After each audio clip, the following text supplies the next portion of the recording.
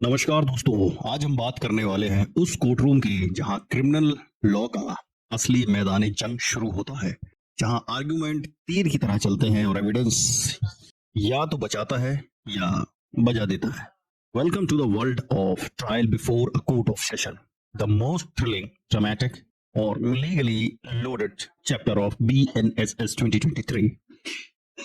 देखो भाई, हर छोटी बात मजिस्ट्रेट संभाल लेता है, और जब केस हो मर्डर, डकैती, रेप, टेररिज्म जैसा, तो सिस्टम कहता है सेशन कोर्ट संभालेगा, तुम्हारे पापा संभालेंगे। यही वो स्टेज है जहां पब्लिक प्रोसिक्यूटर अपना केस ओपन करता है, जज डिसाइड करता है कि ट्रायल चलेगा या डिस्चार्ज मिलेगा, और फिर फ्रेमिंग ऑफ चार्ज की बात शुरू होती है। असली कहानी, evidence, cross examination, acquittal, conviction, सब यही डिसाइड होता है। सोचो तुम सेशन कोर्ट में स्टैंडिंग काउंसिल हो, जज ने बोला mister council, why should this man not be discharged, और तुम्हारे दिमाग में आता है सर प्राइमा फेसाई केस है।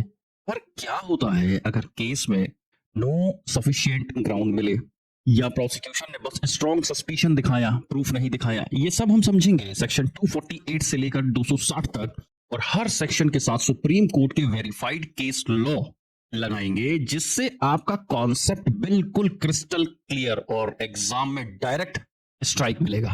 तो चलिए शुरू करते हैं मेरे काबिल दोस्तों, एक कोर्ट रूम जर्नी जहां हर वर्ड का मतलब फेट डिसाइड करता है।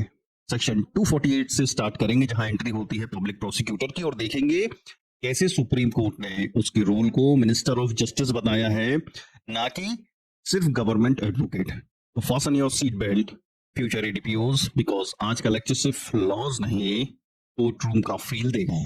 कानून के सफर में सब्र जरूरी है, हर ट्रायल एक टेस्ट है, ये जरूरी है। सच के लिए लड़ते रहो अदालत के फ्लोर पर, क्योंकि हर ऑब्जेक्शन सस्टेन्ड भी एक विक्ट्री है एडवोकेट के रोर पर। So let's begin with section 248, rule of public prosecutor. चलिए सेक्शन 248 को स्टार्ट करते हैं, जो बात करता है in every trial before a court of session the prosecution shall be conducted by a public prosecutor. अब देखिए ये दो लाइन लिखी हुई है बस, है ना। अब लेकिन इसके अंदर हम देखते हैं, इस पूरे सेक्शन की चीर फाड़ करते हैं हम कि आखिर ये कहना क्या चाह रहा है। देखो मेरे दोस्तों, इसका सीधा मतलब है कि जब भी कोई केस कोर्ट ऑफ सेशन में ट्रायल होता है, जब भी कोई केस कहां पर कोर्ट ऑफ सेशन में ट्रायल होता है, तो उस ट्रायल का प्रोसिक्यूशन हमेशा पब्लिक प्रोसिक्यूटर करता है। तो इसका जो प्रोसिक्यूशन होगा कौन करेगा? हमेशा पब्लिक प्रोसिक्यूटर। यानी कोई प्राइवेट लॉयर अपने आप स्टेट का वकील बन के ट्रायल नहीं चला सकता है। तो मतलब क्या? प्राइवेट लॉयर स्टेट की तरफ से ट्रायल नहीं चला सकता। देखो सेशन कोर्ट में हमेशा सीरियस ऑफेंसेस जाते हैं, पहली बात, जैसे रेप, मर्डर, डकैती, टेररिज्म, है ना। तो ये जो गंभीर अपराध होंगे, इनका ट्रायल हमेशा कोर्ट ऑफ सेशन में जाता है। इसलिए इम्पार्शियलिटी के लिए कानून बोलता है कि सिर्फ पब्लिक प्रोसिक्यूटर ही स्टेट के बिहाफ में कोर्ट में अपीयर करेगा। और व्हाट? और इम्पार्शियलिटी, जो पब्लिक प्रोसिक्यूटर होगा वही रिप्रेजेंट करेगा स्टेट को। पब्लिक प्रोसिक्यूटर का काम सिर्फ कन्विक्शन नहीं है, याद रखेंगे। पब्लिक प्रोसिक्यूटर का काम सिर्फ कन्विक्शन नहीं, जस्टिस को इंश्योर करना है। जस्टिस को इंश्योर करना है ना। वो एक ऑफिसर ऑफ द कोर्ट है। कौन है वो? ऑफिसर ऑफ कोर्ट है, ना कि सिर्फ सरकार का वकील। तो हमेशा याद रखेंगे कि सेशन कोर्ट में जो पब्लिक प्रोसिक्यूटर होता है, स्टेट की तरफ से वही उस केस को रिप्रेजेंट करता है, कोई प्राइवेट लॉयर तो करेगा नहीं। पब्लिक प्रोसिक्यूटर को लाने का उद्देश्य क्या है? इम्पार्शियलिटी आ सके केस में, है ना। पब्लिक प्रोसिक्यूटर का काम सिर्फ कन्विक्शन नहीं, जस्टिस को इंश्योर करना है। पब्लिक प्रोसिक्यूटर एक कोर्ट ऑफिसर होता है। तो यहाँ पर आपने देखा कि, तो इसको रिवाइज करेंगे हम, कि अगर सेशन कोर्ट है तो यहाँ पर prosecution only by public prosecutor. इसका उद्देश्य क्या है? पब्लिक प्रोसिक्यूटर को लाना है। देखो हर किसी कानून, हर किसी पोस्ट के पीछे कोई ना कोई उद्देश्य होता है, ऑब्जेक्ट होता है। तो इसका ऑब्जेक्ट है फेयर एंड इम्पार्शियल जस्टिस। अगर आपसे कोई इंटरव्यू में पूछ ले इसका ऑब्जेक्ट क्या है, तो फेयर और इम्पार्शियल जस्टिस को लाना। पब्लिक प्रोसिक्यूटर कौन होता है? वो होता है ऑफिसर ऑफ कोर्ट होता है, ठीक है ना। तो हमेशा याद रखेंगे सेशन कोर्ट बराबर स्टेट स्पीक। सेशन कोर्ट में स्टेट बोलता है और स्टेट किसकी मदद से बोलेगा? पब्लिक प्रोसिक्यूटर की मदद से। उम्मीद है मेरे प्यारे दोस्तों आपको ये सेक्शन बड़ी आसानी से समझ आ गया होगा। चलिए हम बढ़ते हैं हमारे अगले सेक्शन जो है सेक्शन 249। ये कहता है when the accused when the accused मतलब कौन एक्यूज अपीयर्स और is brought before the court, ठीक है, इन pursuance of a commitment of the case under section 232 or under any other law for the time being in force, the prosecutor shall open his case by describing the charge brought against the accused and stating by what evidence he proposes to prove the guilt of the accused। चलिए अब इस section को हम बड़ी ही आसानी से detail में समझते हैं। देखो सीधी बात क्या है कि एक्यूज्ड के सामने आने पर जो पब्लिक प्रोसिक्यूटर होगा वो अपना केस ओपन करेगा। देखो इसमें क्या है, केस ओपन कौन करेगा? पब्लिक प्रोसिक्यूटर, ठीक है। अच्छा ओपन करेगा पब्लिक प्रोसिक्यूटर, तो भाई ओपनिंग में कुछ तो बोलेगा, तो चार्ज बताता है। पब्लिक प्रोसिक्यूटर क्या बताता है? चार्ज, भाई मतलब आरोप कौन से लगे हैं, और ये भी बताता है कि किस किस एविडेंस से चार्ज बताता है। और क्या बताता है? एविडेंस बताता है कि भाई ऐसे कौन से एविडेंस है उसके पास जिससे उसका गिल्ट प्रूफ होता है। किसका गिल्ट? एक्यूज्ड का गिल्ट प्रूफ होता है। दोस्तों हमेशा याद रखना ये जो सेक्शन 249 है ये स्टेज एक रोड मैप जैसा होता है। पब्लिक प्रोसिक्यूटर कोर्ट को बताता है कि माय लॉर्ड ये केस किस बारे में है, पहली बात क्या एलिगेशन है और किस विटनेस या एविडेंस से हम गिल्ट प्रूफ करेंगे। जज को ये ओवरव्यू मिलता है कि केस किस डायरेक्शन में जाएगा, ठीक है। तो हमेशा याद रखेंगे बच्चों ये केस ओपनिंग होती है, ये जो केस ओपनिंग होती है ये केवल फॉर्मेलिटी नहीं है, ये केवल फॉर्मेलिटी नहीं है, ये कोर्ट को डायरेक्शन देती है। तो हमेशा याद रखेंगे कि एक्यूज्ड के अपीयरेंस के बाद प्रोसिक्यूटर अपना केस आउटलाइन करता है, ठीक है। तो क्या करेगा? देखो ओपनिंग कौन करेगा? पब्लिक प्रोसिक्यूटर सबसे पहले क्या करेगा? केस ओपन करेगा। इस ओपनिंग में बताएगा, क्या बताएगा कि केस सबसे पहले केस किस बारे में है। देखो कल को तुम पब्लिक प्रोसिक्यूटर बनोगे तो याद रखो सबसे पहले जज को क्या बताओगे कि भाई केस किस बारे में है। अब भाई जज को क्या मालूम तुम काहे को आए हो, तो सबसे पहले बताओ केस किस बारे में है, क्या एलिगेशंस है, आरोप क्या क्या लगे हैं, बताओ कि कौन से विटनेस है, कौन से एविडेंस है जिनकी वजह से तुम इतना उड़ रहे हो, ठीक है। तो चलो अब इस केस को इस सेक्शन को एक बार शानदार तरीके से हम रिवाइज कर लेते हैं जिससे दिमाग में बिल्कुल सेट हो जाएगा। ये हमेशा बच्चों याद रखेंगे, क्या है जो नए बच्चे होते हैं उनको पता नहीं होता है, हमेशा याद रखेंगे बेटा कोर्ट में जो केस की ओपनिंग होती है वो हमेशा पब्लिक प्रोसिक्यूटर करता है। तो समझो बेटा, तो पब्लिक प्रोसिक्यूटर ओपन करेगा केस को, इस ओपनिंग में क्या करेगा? चार्ज एंड प्रपोज्ड विटनेस या एविडेंसेस तो क्या करेगा? एक्सप्लेन करेगा। तो इसका मतलब है पब्लिक प्रोसिक्यूटर इस पूरे केस की आउटलाइन बता देगा, है ना। आउटलाइन बताएगा किसको? जज को, मतलब कोर्ट को। चलो उम्मीद है बच्चों सेक्शन समझ में आ गया होगा। आगे बढ़ते हैं सेक्शन 250 पर चलते हैं हम। द एक्यूज्ड में प्रेफर, ठीक है, कौन? सबसे पहले एक्यूज्ड में prefer an application for discharge with in a period of 60 days. देखो एक्यूज करेगा एक एप्लीकेशन, आवेदन देगा काहे के लिए? डिस्चार्ज के लिए, है ना, within a period of 60 days. अच्छा 60 दिन के अंदर, कब से? From the date of committal. Committal मतलब अभी आगे समझाता हूं। अंडर सेक्शन 232 क्लॉज 2 इफ यदि upon consideration of the record of the case and the documents submitted therewith and after hearing the submission of the accused and the prosecution in this behalf, the judge considers that there is not sufficient ground for proceeding against the accused, he shall discharge the accused and record his reason for doing so। देखो मोटा मोटा समझ में आ गया होगा, लेकिन अगर केवल इतने पढ़ने से पेपर निकल रहा होता तो फिर हमें किसी भी कोचिंग की जरूरत क्यों होती। तो चलिए अब समझो इसका क्या है। तो सीधी बात यह है कि सेक्शन 250 बात करता है डिस्चार्ज ऑफ एक्यूज्ड की। याद रखो बेटा सेक्शन 250 क्या बात करता है? डिस्चार्ज ऑफ एक्यूज्ड की। एक्यूज्ड जो होगा वो क्या लगाएगा? Discharge application. Discharge application file कर सकता है 60 दिन के अंदर कमिटल के बाद, है ना। जब भी केस कमिटल होगा मतलब जो मजिस्ट्रेट होते हैं हमेशा उस केस को कमिट किया जाता है ना। तो जब वो कमिटल हुआ है उसके 60 दिन के अंदर आपको डिस्चार्ज एप्लीकेशन फाइल करनी होती है। अगर जज को लगता है कि सफिशिएंट ग्राउंड नहीं है, वो एक्यूज को डिस्चार्ज करेगा और रीजन लिखेगा कि डिस्चार्ज क्यों कर रहा है।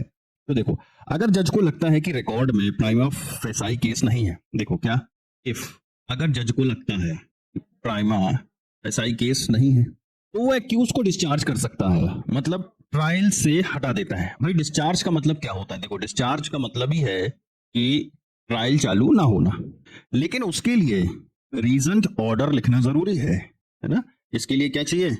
रीजंट ऑर्डर, है ना, लिखित में पूरा इसका तर्क, आखिर क्यों डिस्चार्ज किया गया। देखो, डिस्चार्ज का मतलब होता है ट्रायल के पहले ही छुट्टी मिल जाना। आप ऐसे समझो, डिस्चार्ज का क्या मतलब होता है कि ट्रायल के पहले ही छुट्टी मिल गई, ट्रायल आपका चालू हुआ ही नहीं। जज पहली बार फाइल पढ़ता है, एविडेंस देखता है, अगर उसको लगता है ये केस बहुत वीक है, बस खोखला एलिगेशन लगा हुआ है, तो वो बोलता है no trial needed, accuse discharged. ये स्टेज ट्रायल से पहले होती है। कोर्ट सिर्फ प्राइमा फेसाई एविडेंस देखता है, प्रूफ नहीं मांगता। याद रखना, इसमें क्या होता है? प्राइमा फेसाई एविडेंस देखता है कौन? जज। अगर क्वेश्चन पूछ ले क्या इसमें प्रूफ भी मांगे जाते हैं, तो नहीं, इस पे प्रूफ नहीं मांगे जाते। ध्यान रखना, प्राइमा फेसाई केस को देखकर अगर जज को लगता है कि ये केस चलने लायक नहीं है, सारे एलिगेशंस इस पे खोखले लगाए गए हैं, तो ट्रायल से पहले ही एक्यूज को डिस्चार्ज कर दिया जाता है। अब आप समझो इस पर जो सुप्रीम कोर्ट के कुछ फैसले आए हैं। देखो, मैं अभी एक लेक्चर लूंगा जिस पर मैं इससे रिलेटेड ये सेक्शन 248 से लेकर 260 तक जितने भी केस लॉज होंगे उनको मैं समझाऊंगा। अभी आप ये समझो कि सुप्रीम कोर्ट ने कुछ प्रिंसिपल्स दिए हैं डिस्चार्ज के लिए, है ना, जो आपको याद रखना है। सबसे पहले कि अगर ग्रेव सस्पिशन है तो आप चार्ज को फ्रेम करो, है ना, गंभीर आरोप लगे हैं तो आप चार्ज को फ्रेम करो। केवल डाउट है तो आप डिस्चार्ज कर दो। ये आप बात हमेशा याद रखना, है ना। केवल शक है तो डिस्चार्ज करो, लेकिन अगर ग्रेव सस्पिशन है तो आप चार्ज को फ्रेम करो। इसका मतलब है कि डिस्चार्ज का मतलब सीधा सीधा हो गया कि no sufficient ground to proceed, है ना। कब डिस्चार्ज किया जाता है? Within 60 days of committal. और क्या जरूरी है इसमें? याद रखेंगे, रीजंट ऑर्डर।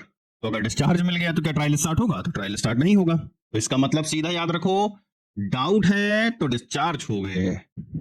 चलिए अब चलते हैं हम सेक्शन 251 पर। याद रखेंगे बेटा, 250 बात करता है डिस्चार्ज के बारे में और 251 बात करता है। देखो, दिमाग लगाओ, अगर डिस्चार्ज नहीं हुआ तो क्या होगा? फिर चार्ज फ्रेम होगा। चलिए, तो ये बात करता है फ्रेमिंग ऑफ चार्ज के बारे में। तो देखो, हमने अभी क्या देखा? सबसे पहले भाई ऐसे समझो, आप कोर्ट गए, सबसे पहले आप सेशन कोर्ट पहुंचे। सेशन कोर्ट में भाई खड़े होने के लिए कौन खड़ा होगा? आपने समझा कि भाई पब्लिक प्रोसिक्यूटर खड़ा होगा। पब्लिक प्रोसिक्यूटर खड़ा होगा तो भाई पब्लिक प्रोसिक्यूटर की क्या जिम्मेदारी है कि वो केस को ओपन करे। केस को ओपन करेगा, दिखाएगा, अगर सबूत स्ट्रॉन्ग नहीं पाएगा तो क्या होगा? डिस्चार्ज हो जाएगा। डिस्चार्ज नहीं हुआ तो क्या होगा? ये फ्रेमिंग ऑफ चार्ज हो जाएगा। चलिए, ये सीधा मतलब है। देखो, ये बेयर एक्ट जो बेयर सेक्शन है वो ये लिखा हुआ है कि if after such consideration in hearing as aforesaid the जज is of the opinion that there is ground for presuming that the accused has committed an, भाई जज को ऐसा लगता है कि उसने ऑफेंस किया है, which is not exclusively trial by court of session, he may frame a charge against the accused and by order transfer the case for the trial to the, इसको लगता है कि ऐसा कोई अपराध किया है जो सेशन कोर्ट, ऐसा जरूरी नहीं है कि exclusively trial by court of session ही है, तो वो क्या करेगा? अपने सीजीएम चीफ जुडिशियल मजिस्ट्रेट को और any other judicial magistrate of the first class and direct the accused to appear before the CGM court में जाओ या जुडिशियल मजिस्ट्रेट फर्स्ट क्लास में जाओ, जो भी डेट डिसाइड की गई हो, and thereupon such magistrate shall try the offense in accordance with the procedure for the trial of warrant case instituted on the police report. Second, is exclusively trial by the court, he shall frame in writing a charge against the accused within a period of 60 days from the date of first hearing on charge. इसका subsection 2 कहता है where the judge frames any charge under clause B of section 1, subsection 1, the charge shall be read and explain to the accused present either physically or through electronic means, and the accused shall be asked whether he pleads guilty of the offense charge or claim to be tried. अब देखो, इतनी कहानी कुछ समझ में तो नहीं आया होगा। अब हम इसको डिटेल में 1 by 1 समझते हैं। देखो, सबसे पहले कि इफ जज finds grounds to presume offence, है ना, अगर जज को ऐसे तथ्य या ग्राउंड्स मिल जाते हैं जिससे उसे लगता है कि अपराध तो हुआ है, तो he shall frame charge in writing within 60 days from the first hearing of charge. देखो, इफ जज फाइंड्स, क्या है, अगर जज को लगता है ऑफेंस, तो क्या करेगा, ही शैल, देखो बेटा शैल लिखा है, ही शैल फ्रेम चार्ज, कैसे, इन राइटिंग, कब, विद इन 60 days, कब से बेटा 60 days की काउंटिंग कब से होगी, from first hearing on charge. समझो और इसको, फ्रेमिंग ऑफ चार्ज। देखो, अगर जज को लगता है कि प्राइमा फेसाई केस है ना, तो वो लिखित में चार्ज फ्रेम करता है 60 दिन के अंदर। चार्ज एक्यूज को पढ़कर समझाया जाता है ना, फिजिकल या इलेक्ट्रॉनिक मीन्स से। फिजिकल मतलब सामने होगा तो पढ़ के सुना दिया, अब नहीं है तो इलेक्ट्रॉनिक मीन्स से सुना दिया या भेज दिया। तो देखो, फ्रेमिंग ऑफ चार्ज एक टर्निंग पॉइंट है। पहली बात, कोर्ट ऑफ ऑफिशियली बोलता है कि तुम पे ये ऑफेंस लगता है, क्या तुम गिल्टी हो या ट्रायल चाहते हो, है ना। यहाँ पर देखो दो ऑप्शन आए हैं, क्या तुम गिल्टी हो या तुम ट्रायल चाहते हो, ठीक है। अगर केस सेशन ट्राइबल नहीं है ना, तो केस को ट्रांसफर कर दिया जाता है मजिस्ट्रेट को। अगर एक्सक्लूसिवली ट्राइबल होता है तो ट्रायल सेशन कोर्ट में ही चलता है ना। अगर लिखा है कि particular case exclusively tribal bye court of session है तो वो सेशन कोर्ट में ही चलेगा, और अगर नहीं लिखा है तो जो सेशन जज होंगे वो केस को ट्रांसफर कर देंगे किसको, चीफ जुडिशियल मैजिस्ट्रेट को या जुडिशियल मैजिस्ट्रेट फर्स्ट क्लास को। हमेशा याद रखेंगे बच्चों एक, even strong suspicion is enough to frame charge. तो देखो क्या सीखा आपने कि डिस्चार्ज के बाद की क्या स्टेज है। देखो, तो इसका मतलब है कि डिस्चार्ज के बाद की स्टेज है फ्रेमिंग इसकी चार्ज फ्रेम। अच्छा, ये चार्ज कैसा होगा, रिटन में होगा। दूसरी बात, एक्सप्लेन्ड टू एक्यूज्ड, एक्सप्लेन कैसे होगा, या तो आप फिजिकली करोगे या इलेक्ट्रॉनिकली करोगे। अच्छा, और क्या समझेंगे इसमें हमने, इसकी टाइम लिमिट क्या है बेटा, 60 days है, कब से, फ्रॉम द फर्स्ट हियरिंग। तो हमने एक चीज सीख ली, सस्पिशन है तो चार्ज फ्रेम करो, और अगर नो एविडेंस तो डिस्चार्ज करो। तो चार्ज का मतलब देखो, अगर चार्ज ठुक गया पे तो इसका मतलब कंफर्म है कि कोर्ट ने कंफर्म किया है केस को कि अब तो गुरु केस चलेगा, अब आपका आना जाना कोर्ट में लगा रहेगा। चल, अब पढ़ते हैं हम सेक्शन 252 को, है ना, जो बात करेगा conviction on plea of guilt, है ना। ये क्या बात कर रहा है, conviction on plea of guilt, है ना। तो देखो, conviction on plea of guilt को समझो।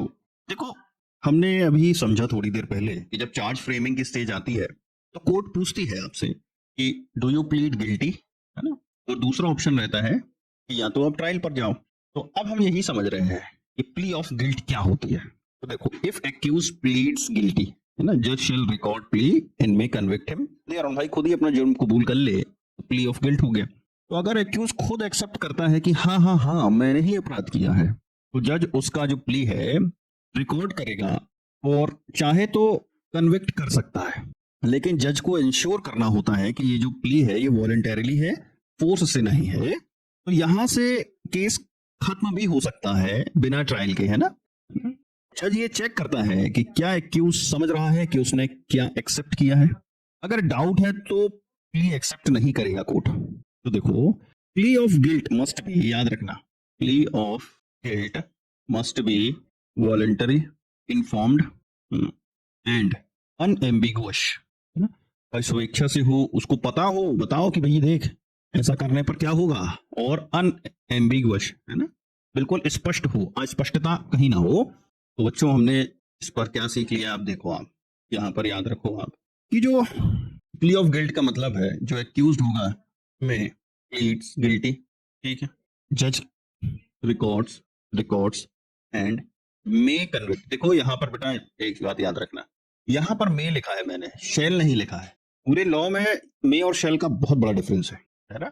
शेल होता तो इसका मतलब है कन्विक्ट करता ही करता, लेकिन यहाँ पर मे है मतलब कर भी सकता है और नहीं भी। क्यों? क्योंकि अभी हमने जब सेक्शन को थोड़ा पढ़ा था पहले, उस पर लिखा था कि या तो कोर्ट मान जाएगी या नहीं मानेगी। चलो, तीसरी बात देखो कि जो ये प्ली होती है मस्ट बी कैसी होनी चाहिए, स्वेच्छा से होनी चाहिए, वॉलंटरी, इसमें कोई भी कोअर्जन नहीं होगा, कंफ्यूजन नहीं होगा।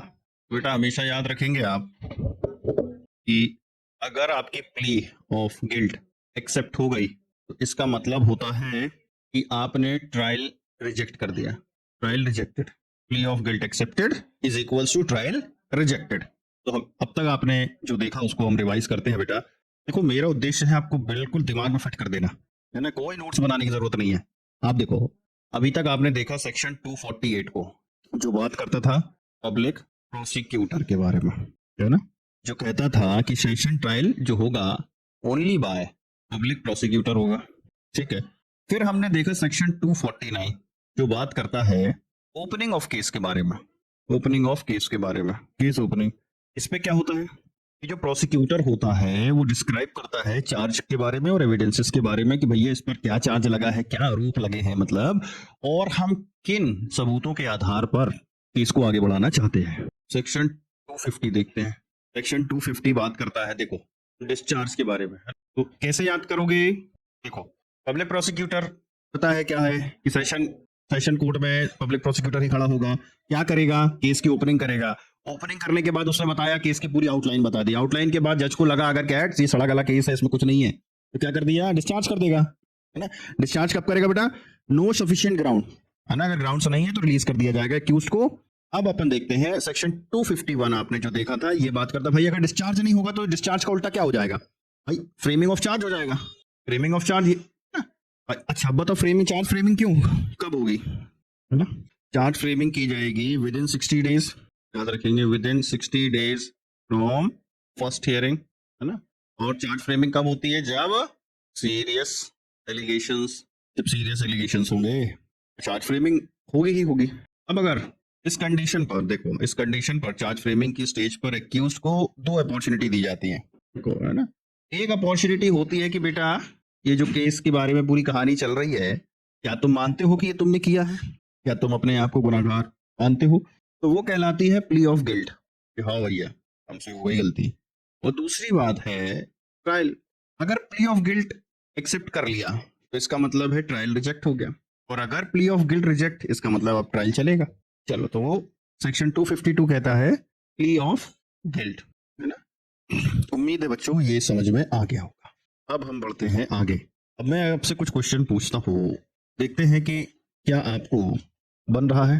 देखो, in every trial before a court of session prosecution is conducted by public prosecutor.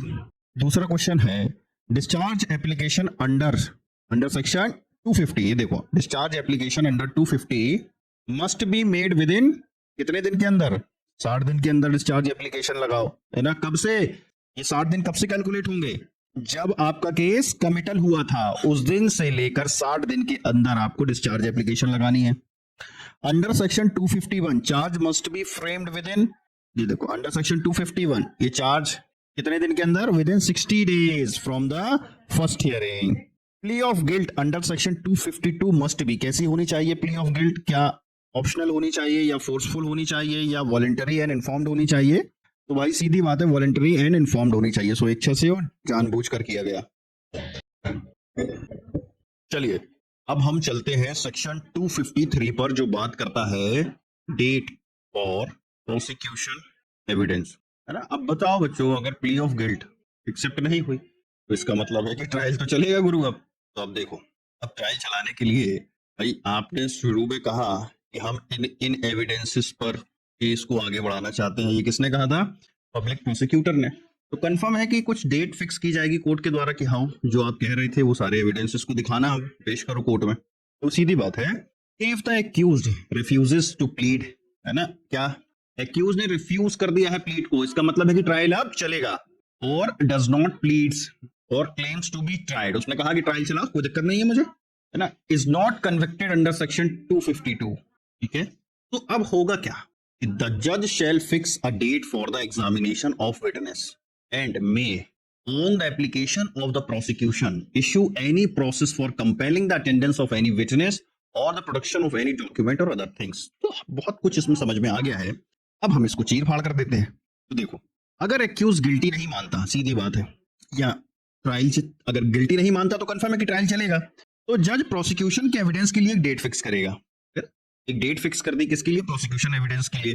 अब ये प्रोसिक्यूशन एविडेंस क्या हो सकते हैं भाई, कोई विटनेस हो सकता है, कोई डॉक्यूमेंट हो सकता है ना। अच्छा अब ये कैसे होगा भाई, इस विटनेस की तो अटेंडेंस होगी, मतलब कोर्ट में बुलाना पड़ेगा, तो इश्यू ऑफ प्रोसेस कर सकता है, समन वारंट जो भी हो, पहले तो समन जारी कर सकता है कि भाई विटनेस को बुलाया जाए इस तारीख को, है ना, या डॉक्यूमेंट के प्रोडक्शन के लिए समन वारंट इशू कर सकता है।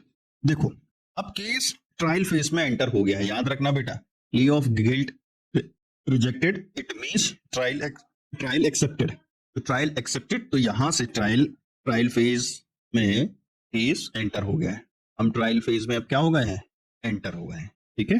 प्रोसिक्यूटर अब अपने विटनेस को लाता है, भाई ट्रायल चलाओगे तो बताओ किसको लाए हो, विटनेस को लाओ, विटनेस को लाने के लिए कोर्ट ने क्या किया, इशू ऑफ प्रोसेस किया, इशू ऑफ प्रोसेस का मतलब होगा ये समन और वारंट है ना, तो प्रोसिक्यूटर अपने विटनेस को लाता है जिससे ये प्रूफ हो कि एक्यूज्ड ने क्राइम किया है। भाई एक्यूज्ड को दोषी ठहराने के लिए इन चीजों की जरूरत है, एविडेंसेस की जरूरत है, एविडेंस या तो विटनेस होगा या डॉक्यूमेंट्स होंगे ऐसे कुछ जो उसको गिल्टी प्रूफ करेंगे, तो भैया इन सब चीजों से ये प्रूफ हो कि एक्यूज्ड ने क्राइम किया है।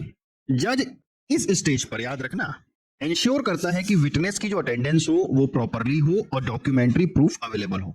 ये स्टेज फाउंडेशन ऑफ जस्टिस होती है, याद रखेंगे बेटा, सेक्शन 253 जो होता है ये क्या होती है, फाउंडेशन ऑफ जस्टिस होती है, फाउंडेशन ऑफ जस्टिस होती है, क्योंकि यहां से ट्रुथ अनफोल्ड होता है। क्यों, क्योंकि यहां से स्टार्टिंग हो रही है ट्रुथ के अनफोल्ड होने की।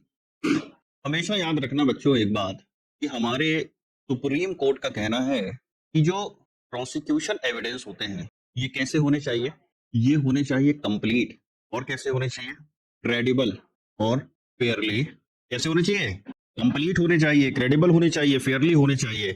जज का जो रोल होता है यहाँ पर पैसिव नहीं बल्कि एक्टिव सुपरविजन का होता है, तो जो यहाँ पर जज है, जज का रोल याद रखना यहाँ पर बहुत एक्टिव सुपरविजन का होता है ना, यहाँ बहुत दिमाग लगाना पड़ेगा। तो याद रखेंगे बेटा हम ये सेक्शन 253 जो है ये सेक्शन कब लाइमलाइट में आता है, जब एक्यूज्ड प्ली ऑफ गिल्ट को रिजेक्ट कर देता है, तो इसके बाद जज एक तारीख फिक्स करता है प्रोसिक्यूशन एविडेंसेस के लिए, है ना, process for witness attendance and documents, तो ये काय की स्टेज है, विटनेस अटेंडेंस एंड डॉक्यूमेंट्स के लिए। तो सीधी बात है बेटा, PLEAD प्लीड डिनाइड, इसका मतलब है प्रूफ अप्लाइड। भाई अक्यूज कह रहा है अगर कि नहीं मैं दोषी नहीं हूं, तो दोषी नहीं है तो भाई तू भी प्रूफ ले आ, लेकिन चूंकि सबसे पहला मौका किसको दिया गया है, प्रोसिक्यूशन को, ओपनिंग भी प्रोसिक्यूशन ने करी, केस भी प्रोसिक्यूशन ने लाया, सबसे पहले एविडेंस लाने का मौका भी प्रोसिक्यूशन को दिया गया। चलिए अब हम बढ़ते हैं गुरु हमारे अगले सेक्शन की तरफ, जो सेक्शन है 254 ऑफ BNSS। अब समझो पहले इसको पढ़ लो एक बार। On the date so fix the जज shall proceed to take all such evidences as may be produced in support of the prosecution, provided that evidences of the witness under this subsection may be recorded by audio, video, electronic means. Subsection 2, the deposition of evidence of any police officer or public servant may be taken through कैसे audio, video, electronic means. Subsection 3, the judge may in his discretion permit the cross-examination of any witness to be deferred until any other witness or witnesses have been examined or recall any witness for further cross examination।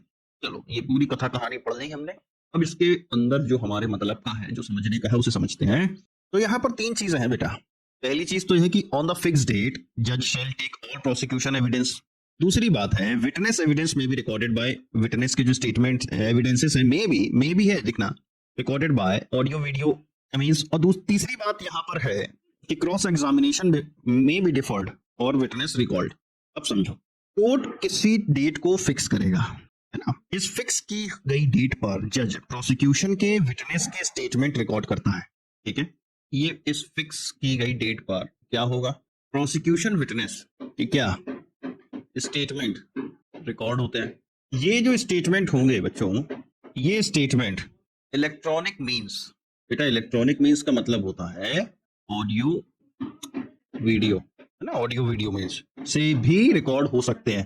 Electronic means यहां पर मैं याद रखना, शैल नहीं है ना, तो याद रखो यहां से मतलब इस स्टेज से एविडेंस का असली ड्रामा स्टार्ट होता है।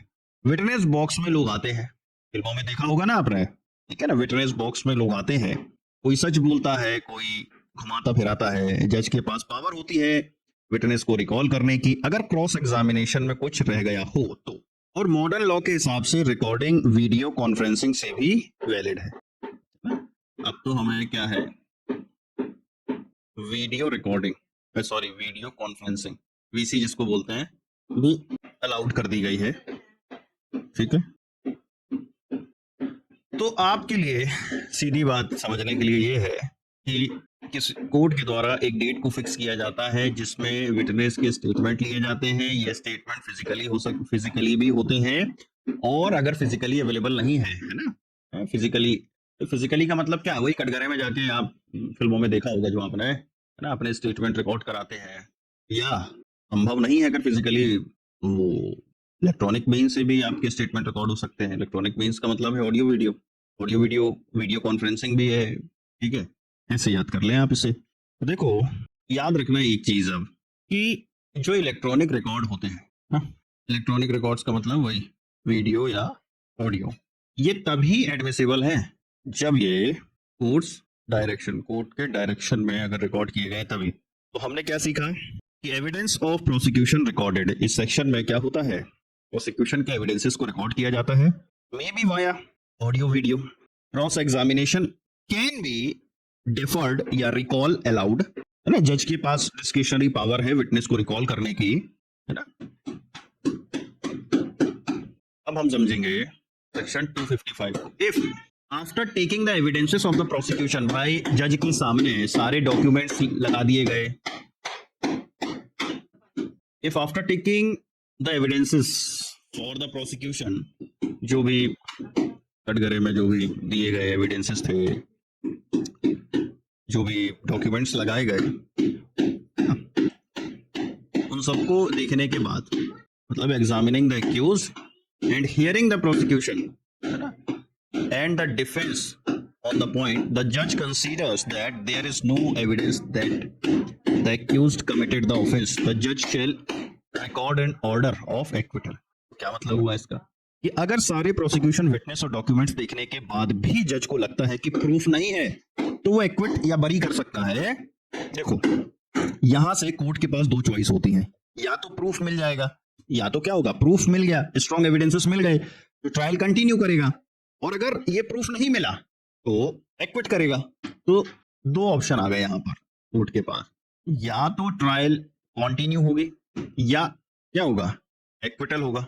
सेक्शन 255 यही बोलता है कि नो प्रूफ नो पनिशमेंट। सीधी बात क्या है, नो प्रूफ नो पनिशमेंट। ठीक है, यानी अगर एविडेंस वीक या कॉन्ट्राडिक्टरी है तो एक्यूज को बेनिफिट ऑफ डाउट मिलता है। यहीं पर क्या मिल जाता है, याद रखना, बेनिफिट ऑफ डाउट। ठीक है, यहां पर बेटा सुप्रीम कोर्ट का एक वर्डिक्ट आया था जिस पर यह कहा गया था कि अगर मान लो स्ट्रॉन्ग सस्पिशन है, लेकिन स्ट्रॉन्ग सस्पिशन का मतलब कभी भी ये नहीं होगा कि ये प्लेस ऑफ प्रूफ हो। इसका मतलब है strong suspicion can not take the place of proof. तो हमने अब तक क्या देख लिया, देखो, ठीक है, देखो, अगर जज को, याद रखो, इफ जज फाइंड्स नो एविडेंस का मतलब है एक्विटल। बेनिफिट ऑफ डाउट जो प्रिंसिपल है, लौंडे आजकल के फिल्में देख देख के ये बहुत बेनिफिट ऑफ डाउट कहते हैं, पता है नहीं कि कहां पर इसका इस्तेमाल किया गया था या किस सेक्शन में है। तो बेटा याद रखना कि बेनिफिट ऑफ डाउट का प्रिंसिपल कहां से निकल के आया, यही से निकल कर आया। अब याद रखना एक बात, हमेशा जो जस्टिस होता है, justice demands proof beyond reasonable doubt. मुझे उम्मीद है यहां तक आपको समझ में आ गया होगा। चलिए अब हम बढ़ते हैं हमारी कहानी के अगले पार्ट में जो बात करता है डिफेंस एविडेंस। भाई अब तक तो प्रोसिक्यूशन ने सारे एविडेंस दे दिए, ठीक है, अब हमें भी तो अपने बचाव के लिए कुछ बताना पड़ेगा। तो बात आती है यहाँ से डिफेंस एविडेंस के बारे में। चलिए सबसे पहले बेयर सेक्शन पढ़ते हैं। Where the accuse is not acquitted, acquit नहीं किया गया। देखो हर एक स्टेज आगे आ रही है, क्यों, क्योंकि पुरानी स्टेज रिजेक्ट हो रही है। हमने पढ़ लिया 255 में, अगर एक्विटल नहीं हुआ तो he shall be called upon, तो ही शैल मतलब accused, to enter on his defence and the adduce any evidence he may have in support. अब तू भाई अपने सपोर्ट में एविडेंसेस को दिखा। अब सेक्शन 2 कह रहा है कि if the accuse puts in any written statement, the जज shall file it with the record. भाई अगर कोई रिटर्न स्टेटमेंट देता है तो रिकॉर्ड पर लाएगा। Subsection 3, if the accuse applies for the issue of process for compelling the attendance of any witness. भाई जैसे प्रोसिक्यूशन ने कंपेल किया था अपने विटनेस को बुलाने के लिए, वैसे ही डिफेंस भी करेगा। और the production of any documents और थिंग, द जज शेल इशू सच प्रोसेस। ये क्या है इशू ऑफ प्रोसेस? समन या warrant. Unless he consider for reason to be recorded that such application should be refused on the grounds that it is made for the purpose of vexation or delay ना for defeating the end of justice, है ना। अब reject कब करेगा? जब वेक्सेशन, delay या defeating the end of justice जज को लगता है। तो ये तो बात हो गई आपके बेयर एक्ट के बेयर सेक्शन की। अब लेकिन इसको हम बारीकी से समझते हैं। तो भाई यहाँ पर क्या आपको याद रखना है कि if accuse is not acquitted, भाई एक्विटल नहीं हुआ। एक्विटल कहां पर है? सेक्शन 255 में। तो भाई उसको अगला मौका दिया जाएगा कि तुम भी अपने एविडेंसेस को लेकर आओ अपने डिफेंस में, है ना। याद रखना रिटर्न स्टेटमेंट भी अलाउड होता है। जज may issue process for defence witness unless vexatious. देखो आसान तरीके से समझेंगे कि अगर एक्यूज्ड एक्विटेड नहीं हुआ तो क्या होगा? तो उसको उसके डिफेंस में अपने एविडेंस देने का मौका दिया जाएगा। वो चाहे तो रिटर्न स्टेटमेंट भी दे सकता है और अपने विटनेस को क्या कर सकता है? विटनेस को बुला सकता है। इसके लिए क्या करेगा? इशू ऑफ प्रोसेस का यूज। लेकिन अगर जज को लगता है कि डिफेंस का जो ये रिक्वेस्ट है ये डिले करने के लिए है केस को, तो वो मना कर सकता है। देखो ट्रायल में दोनों साइड को बराबर का चांस मिलता है। अब टर्न आता है एक्यूज्ड का। भाई अब तक तो हमने देख लिया था प्रोसिक्यूशन का, लेकिन ये स्टेज जो है 256, यहां से स्टेज आती है एक्यूज्ड की। वो अपना वर्जन बताता है, विटनेस लाता है ये या लिखित स्टेटमेंट देता है। कोर्ट हर रिक्वेस्ट को रीजन के साथ एक्सेप्ट या रिजेक्ट करता है। इस पर सुप्रीम कोर्ट का एक फैसला आया था जिस पर लिखा गया था कि defence has equal right to fair opportunity as prosecution. याद रखना जो अवसर प्रोसिक्यूशन को दिए जाएंगे एग्जैक्ट वैसे ही अपॉर्चुनिटी जो होंगी वो प्रोसिक्यूशन को भी दी जाएंगी। तो याद रखना क्विक समरी हम सब देखते हैं कि defence stage after prosecution evidence. याद रखना डिफेंस स्टेज कब आएगी? आफ्टर प्रोसिक्यूशन एविडेंस, है ना। ये डिफेंस स्टेज किसकी है? पहली बात तो है एक्यूज्ड की है ना। एक्यूज्ड क्या कर सकता है? रिटर्न स्टेटमेंट फाइल कर सकता है ना। और क्या कर सकता है? कॉल विटनेस, अपने बचाव पक्ष में विटनेस को ला सकता है ना। अब यहाँ पर जो जज होगा उसकी ड्यूटी क्या है? टू एंश्योर, क्या इंश्योर करना? नो मिसयूज और डिले। तो अब देखो इसके पहले प्रोसिक्यूशन ने अपने पूरे एविडेंस दिखाए, अब हमने अपने एविडेंसेस दिखा दिए। अब हम देखते हैं सेक्शन 256 हो गया 257 को। देखो ये बात करेगा आर्ग्यूमेंट के बारे में, ठीक है। सबसे पहले बेयर एक्ट पढ़ते हैं। When the examination of the witness if any for the defence is complete, ठीक है। भाई बचाव पक्ष ने जो भी विटनेस पेश किए थे उनका एग्जामिनेशन हो गया है। तो अब होगा क्या कि the prosecutor shall sum up his case and the accuse or his pleader shall be entitled to reply, provided that where any point of law is raised by the accused or his pleader, the prosecution may, with the permission of the judge, make his submission with regard to such point of law. अब समझो सीधी बात है कि after defence evidence, कब? After defence evidence. भाई defence ने evidence पेश कर दिए तो होगा क्या कि जो प्रोसिक्यूटर है, पब्लिक प्रोसिक्यूटर पीपी, ये क्या करेगा? अपने केस को समअप करेगा, ठीक। इस समअप का जवाब कौन देगा?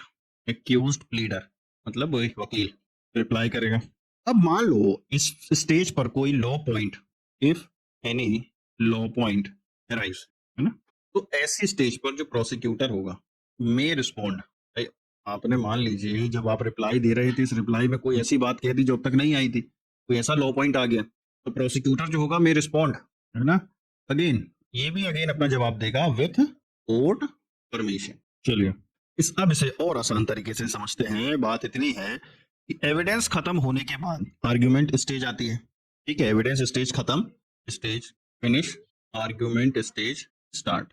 प्रोसिक्यूटर अपना केस समराइज करेगा, ये हमने अभी समझ लिया। फिर एक्यूज्ड का लॉयर रिप्लाई देता है ना। अगर कोई लीगल पॉइंट उठा तो प्रोसिक्यूटर वापस बोल सकता है। ये स्टेज सबसे ज्यादा टैक्टिकल और साइकोलॉजिकल होती है। अब वर्ड्स ही वेपन होते हैं, जज को कन्विंस करने के लिए दोनों साइड्स लॉ, याद रखना दोनों साइड्स, दोनों पक्ष क्या करते हैं, law plus logic plus facts, law logic facts का यूज करते हैं। प्रोसिक्यूटर पहला और डिफेंस लास्ट बोलता है, तो पहले कौन बोलेगा, प्रोसिक्यूटर, देन डिफेंस। डिफेंस के वकील को डिफेंस काउंसिल बोलेंगे, क्योंकि फाइनल्स जो आखिरी से होगा, फाइनल से एक्यूज को मिलता है प्रिंसिपल ऑफ नेचुरल जस्टिस के हिसाब से। अब अगर आपसे पूछ ले कोई कि लास्ट में डिफेंस को क्यों मौका देते हैं, तो क्यों ऐसा बोला जाता है कि फाइनल से प्रिंसिपल ऑफ नेचुरल जस्टिस के हिसाब से आखिरी बार डिफेंस को मौका दिया जाता है। चलिए हमेशा याद रखेंगे आप, जो आर्ग्यूमेंट्स होते हैं आर नॉट फॉर्मेलिटीज, ये फॉर्मेलिटीज नहीं है, they are essence of justice where mind meets logic. ये टर्म हमेशा याद रखेंगे, ये सुप्रीम कोर्ट के द्वारा कहा गया था। तो चलिए इस सेक्शन को हम कंक्लूड करते हैं। सीधी बात है, स्टेज ऑफ फाइनल परसुएशन की है, prosecution, defence, rebuttal, law point, natural justice ensures last say to defence, बस इसमें यही सब पढ़ना है। चलिए सेक्शन 258 देखते हैं, जो बात करता है जजमेंट के बारे में। जजमेंट, अब इस जजमेंट में या तो बरी होगा या कन्विक्शन होगा। चलिए अब इसे समझ लेते हैं। सबसे पहले सेक्शन को पढ़ते हैं। After hearing arguments and point of law, यदि कोई उठा है, द जज shall give a judgement in the case as soon as possible within a period of 30 days. याद रखना, within a period of 30 days from the date of completion of argument, argument खत्म होने के 30 दिन के अंदर, which may for a specific reason extend to a period of 60 days। भाई maximum कितना, 60 दिन तक बढ़ा सकते हो, लेकिन एक स्पेसिफिक रीजन देना होगा। If the accused is convicted, the judge shall, unless he proceeds in accordance with the provision of section 401, hears the accused on the question of sentence and then pass sentence on him according to law। चलिए अब हम समझते हैं इसमें। देखो argument भी खत्म हो गया, इसके बाद जज जजमेंट देते हैं, जो 30 दिन के अंदर डिलीवर होता है ना, और एक्सेप्शनल केसेस में 60 दिन तक डिले किया जा सकता है अगर एक्यूज गिल्टी पाया गया तो जज सेंटेंस से पहले उसे hearing on quantum of sentence देता है। याद रखना, hearing on quantum of sentence देता है। देखो अब पुराना जो ट्रायल चला आ रहा था, इसका एंड आता है, जज रिटर्न में जजमेंट देते हैं। इस जजमेंट में या तो एक्विटल होता है या कन्विक्शन होता है। अगर गिल्टी पाए गए तो पहले सुनते हैं कि क्या कुछ कहना चाहते हो पनिशमेंट से पहले। नहीं, अगर प्रूफ हो गया कि हाँ इस कन्विक्टेड हो रहा है ये, तो इसको hearing on quantum of sentence, मतलब कि क्या कुछ कहना चाहते हो पनिशमेंट से पहले, ये होता है सेक्शन 401 हियरिंग ऑन सेंटेंस का रेफरेंस। याद रखना ये है क्या, सेक्शन 401 जो बात करता है हियरिंग ऑन सेंटेंस के बारे में। ठीक है, इसी में मिलती है मिटिगेटिंग वर्सेस एग्रावेटिंग फैक्टर्स का मौका, ये है ना। याद रखना इस सेक्शन 401 में ही आपको क्या मिल रहा है, मिटिगेटिंग या एग्रावेटिंग, इस सजा या तो कम या ज्यादा, है ना। तो याद रखेंगे जो टाइम लिमिट है जजमेंट देने की वो क्या है, मिनिमम 30 मैक्सिमम 60, तो ये 30 से 60 दिन। याद रखना 30 दिन के अंदर मैक्सिमम 60 दिन। ये काउंटिंग कब से होती है, जब कंप्लीशन हो जाता है आर्ग्यूमेंट्स का। चलिए अगले सेक्शन की ओर बढ़ते हैं, जो बात करता है सेक्शन 259 के बारे में, जो बात कर रहा है प्रीवियस कन्विक्शन के बारे में। प्रीवियस कन्विक्शन के, देखो, in a case where a previous conviction is charged under the provision of subsection 7 of the section 234 and the accused does not admit that he has been previously convicted as alleged in the charge, the judge may, after he has convicted the said accused under section 252 or section 258, take evidences in respect of the alleged previous conviction and shall record a finding thereon, provided that no such charge shall be read out by the judge, nor shall the accused be asked to plead thereto, nor shall be previous conviction be referred to by the prosecution or in any evidence adduced by it, unless and until the accused has been convicted under section 252 or section 258। कुछ ना समझ में आया होगा मुझे पता है, अब समझो। यहाँ 3 चीजें हैं बेटा। If previous conviction charged and denied by accused, देखो previous conviction चार्ज हुआ था लेकिन डिनाइड बाय एक्यूज्ड है, पहली बात। दूसरी बात यहाँ पर है, जज में after present conviction take evidence and record finding. तीसरी बात है previous conviction not to be read और रेफर्ड बिफोर मेन कन्विक्शन। मतलब अगर एक्यूज के ऊपर पुरानी केस का भी चार्ज है और वो डिनाई करता है तो जज पहले करंट केस का डिसीजन देगा, फिर उसके बाद ही प्रीवियस कन्विक्शन का इशू देखेगा। ठीक है, देखो लॉ ये इंश्योर करता है कि पुराने गुनाहों की वजह से अब के केस में प्रेजुडिस ना हो, है ना। इसलिए प्रीवियस कन्विक्शन को ट्रायल के दौरान रिवील नहीं किया जाता, सिर्फ कन्विक्शन होने के बाद चेक होता है। वरना कि देखो क्या होगा, ऐसे में तो उस व्यक्ति की छवि वैसे ही गलत बन जाएगी कि ये तो साला है ही आदतन अपराधी, अच्छी लंबी चौड़ी सजा ठोको, है ना। तो accuse must get fair trial uninfluenced by past record. तो पास्ट रिकॉर्ड, सीधी बात ये है बेटा कि जो पास्ट का रिकॉर्ड होता है वो छुपा होता है कब तक, टिल कन्विक्शन, जब तक कि उसको प्रॉपर कन्विक्ट नहीं कर दिया जाता। ये करता क्या है, इससे प्रिवेंट होता है बायस, ये इंश्योर करता है फेयर ट्रायल के प्रिंसिपल को। तो सीधी बात ये है कि जो पास्ट में किए गए कर्म हैं आपके, वो क्लोज रहेंगे जब तक कि प्रेजेंट के केस कंक्लूड नहीं हो जाते। बस इतना याद रखो। 259। अब ये देखें, जो सेक्शन 260 है ये बड़ा लंबा चौड़ा है मेरे दोस्तों, तो इतना पढ़ने की आपको आवश्यकता नहीं है, मैं इसके बिल्कुल आपको की इंग्रेडिएंट्स बताता हूँ। देखो सेक्शन 260 कहता है, क्या कहता है कि अगर कोर्ट ऑफ सेशन किसी ऐसे ऑफेंस का कॉग्निजेंस लेती है जो सेक्शन 222(1) के तहत आया हो, अब 222(1) के तहत मतलब कंप्लेंट बेस्ड केस हो, नॉट पुलिस रिपोर्ट, है ना, बिना एफआईआर वाला हो, तो उसका ट्रायल कैसे होगा, warrant case, otherwise then on police report. उसका ट्रायल कैसा होगा, वारंट केस के जैसा होगा। देखो जिस व्यक्ति के खिलाफ ऑफेंस का आरोप है उसे प्रोसिक्यूशन विटनेस के रूप में एग्जामिन करना होगा। जिस व्यक्ति के खिलाफ ऑफेंस का आरोप है, देख लो आप, उसे प्रोसिक्यूशन विटनेस के रूप में एग्जामिन करना होगा। हर trial under this section in camera हो सकता है, अगर पार्टीज चाहें या कोर्ट सुटेबल समझे तो। देखो और क्या है, अगर कोर्ट सभी एक्यूज को डिस्चार्ज या एक्विट कर देता है और उसे लगता है कि कंप्लेंट बिना रीजनेबल कॉज के लगाई गई थी, इसे परेशान करने के लिए, तो जो कोर्ट होगी वो कंप्लेनेंट को शो कॉज नोटिस दे सकता है, क्यों ना आपसे कंपनसेशन लिया जाए। अगर कोर्ट सेटिस्फाई हो जाए कि कंप्लेंट बेसलेस थी, तो वो लिखित रीजन के साथ ऑर्डर करेगी कि कंप्लेनेंट एक्यूज्ड को 5,000 तक का कंपनसेशन दे। इसका सबसेक्शन 5 कहता है कंपनसेशन को फाइन की तरह रिकवर किया जाएगा, याद रखना।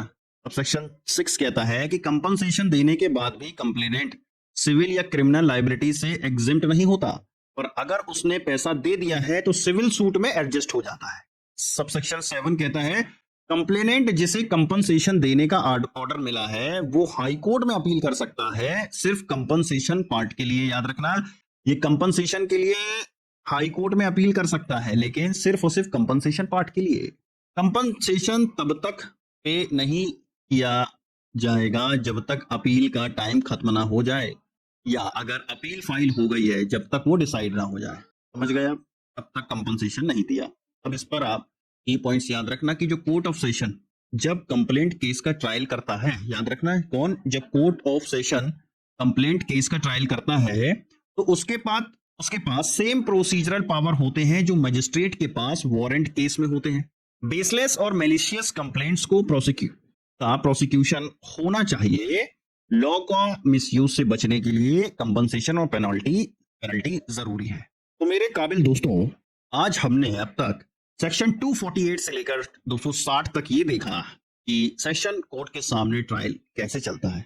मुझे उम्मीद है आपको ये सेक्शन समझ में आ गए होंगे। अगर कहीं आपको कोई समस्या या दिक्कत जाती है तो आप मुझे कमेंट में बताएं, या आप मुझे मेरे नंबर इस पर कांटेक्ट कर सकते हैं। नमस्कार दोस्तों।